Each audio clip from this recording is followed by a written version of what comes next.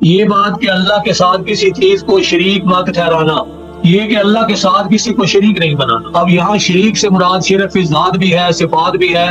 اصل میں اللہ کے قوانین جو کائنات میں کار فرما ہے ان کے مطابق چلنا ہے، کیونکہ پیچھے سارے قوانین کا تذکرہ چلا آ رہا ہے، قوموں کی ان قوانین کی نافرمانیوں کی تذکرے ہو رہے ہیں۔ تو اس لیے یہاں پہ بھی اللہ کے ساتھ شرک کرنے سے زیادہ تر مراد یہی ہوگا کہ اللہ نے ہمیں قوانین دیے ہیں زندگی گزارنے کے، یعنی اسلام دیا ہے، قرآن دیا ہے، اس کے ساتھ اور قوانین کی ملاوٹ نہیں کرنی، اللہ کے قانون کا نفاذ کرنا ہے اپنی ذات پر، انفرادی بھی اور اجتماعی بھی، اور اس کے ساتھ کسی اور کے قانون کی کار فرمائی نہیں کرنی۔